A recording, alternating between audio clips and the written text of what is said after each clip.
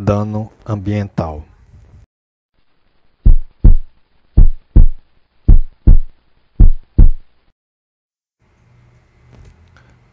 Dano, prejuízo ou perda é lesão a um bem ou a um direito, segundo o conceito de direito civil. Traduzindo para o contexto ambiental, o dano pode ser o resultado adverso de uma atividade ou de um produto sobre o meio ambiente. O meio ambiente envolve diversos elementos, dentre os quais o natural, o artificial, que são esses produtos da obra humana, o do trabalho, o histórico, o artístico e o cultural, todos concorrendo para uma melhor qualidade de vida. De antemão, é preciso conceituar meio ambiente, e é na Lei 6.938 de 1981, a qual é conhecida pela Lei da Política Nacional do Meio Ambiente, que nos traz em seu artigo 3º o seguinte entendimento: meio ambiente, o conjunto de condições, leis, influências e interações de ordem física, química e biológica, que permite, abriga e rege a vida em todas as suas formas.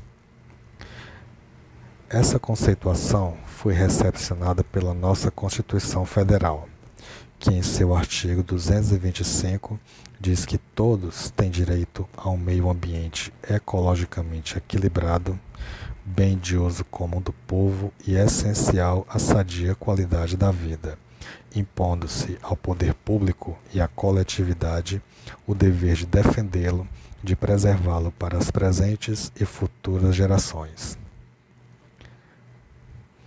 Em razão dessa perspectiva, meio ambiente envolve não apenas o aspecto natural, como passível de dano ambiental, sendo também os outros aspectos já citados anteriormente envolvidos nessa proteção.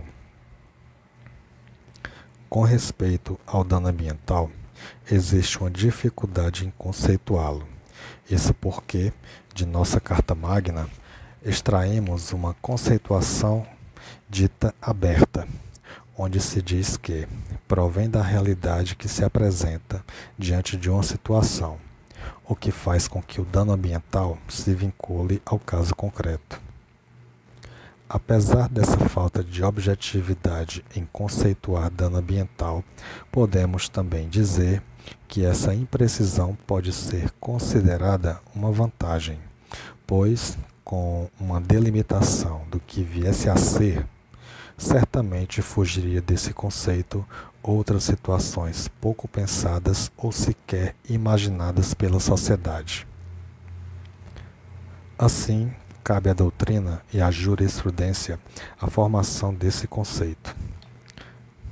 Na doutrina, citamos José Afonso da Silva, que diz que dano ecológico é qualquer lesão ao meio ambiente, causado por condutas ou atividades de pessoas físicas ou jurídicas, de direito público ou de direito privado. Foi por conta da dificuldade de se conceituar dano ambiental que fez com que a doutrina criasse uma classificação que leve em conta a amplitude do bem protegido, a reparabilidade e os interesses jurídicos envolvidos, e a extensão e o interesse objetivado.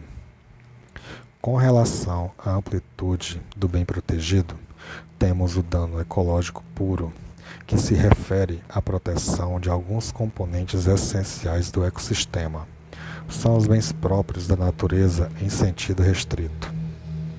Os de maior amplitude, o dano ambiental lato sensu, concernente aos interesses difusos da coletividade, abrangendo todos os componentes do meio ambiente ambiental, inclusive patrimônio cultural. O dano individual ambiental, que diz respeito aos interesses próprios do lesado, o microbem ambiental, este faria com que o interesse coletivo fosse indiretamente tutelado. Quanto à reparabilidade, essa pode ser direta, diz respeito a interesses próprios individuais ou individuais homogêneos, cabendo ao lesado uma reparação indenizatória. De reparabilidade indireta, que diz respeito a interesses difusos, coletivos e eventualmente individuais de dimensão coletiva, concernentes à proteção do macrobem ambiental, relativos à proteção do meio ambiente como bem difuso.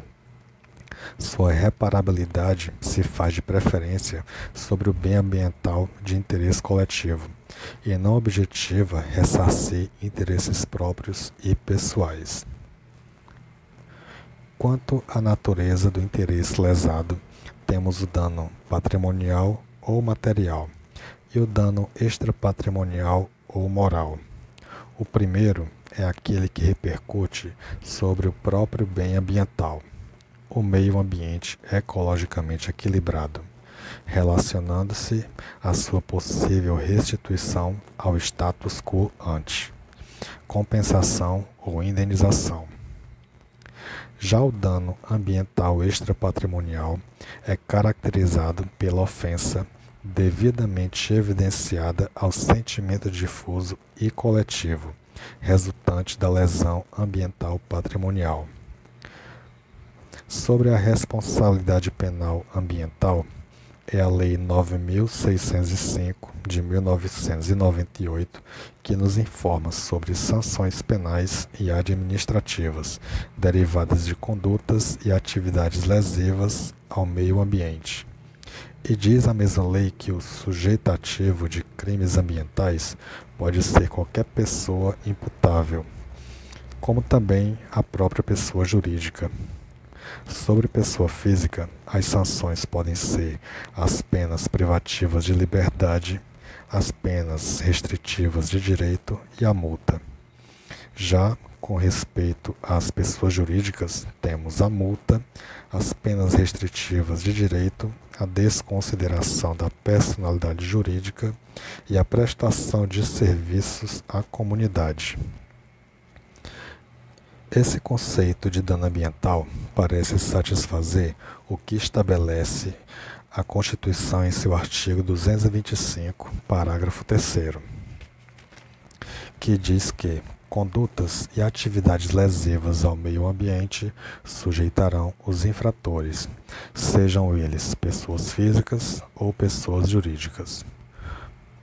Somando-se ao esforço de definir dano ambiental, a Lei 6.938 apresenta a significação de degradação da qualidade ambiental e de poluição, de modo a construir todo um aparato que conjugue todas as situações possíveis de lesão ao meio ambiente. Em seu artigo 3º, a referida lei diz: degradação da qualidade ambiental, a alteração adversa das características do meio ambiente. Poluição, a degradação da qualidade ambiental resultante de atividades que, direta ou indiretamente, prejudiquem a saúde, a segurança e o bem-estar da população.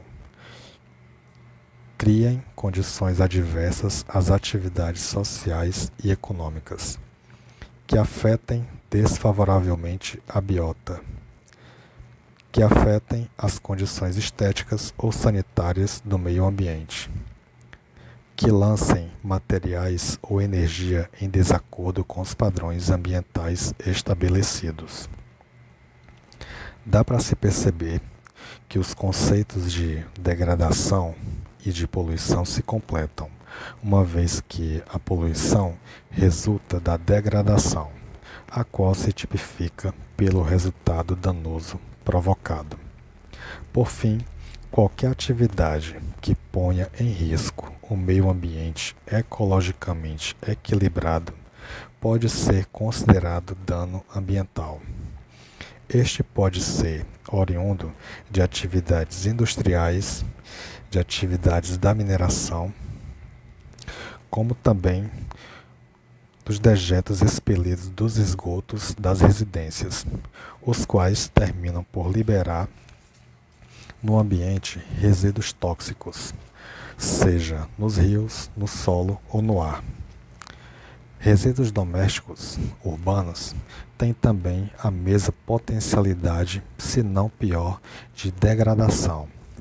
Isso por conta de seus dejetos, muitas vezes lançados nos córregos, rios e solos, serem de alta toxicidade.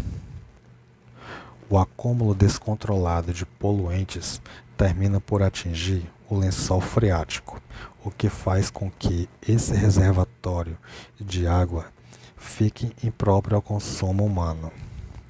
Há também a poluição térmica realizada nas termoelétricas, nas hidrelétricas e usinas nucleares, através do aquecimento das águas e do ar. A poluição do ar proveniente do lançamento de poluentes na atmosfera pode decorrer de veículos automotivos, de poeiras industriais, aerosóis e fumaça negra. A poluição visual vem do excesso de informação e dos resíduos gerados por imagens, outdoors, pichações, banners, excesso de fios elétricos. Poluição sonora é a resultante do barulho exagerado, ainda que não afete diretamente o meio ambiente. É nocivo para os seres vivos e animais. Essa vem, por exemplo, dos paredões de som, dos fogos de artifício, dos barulhos de explosões causados em construções, como também das máquinas.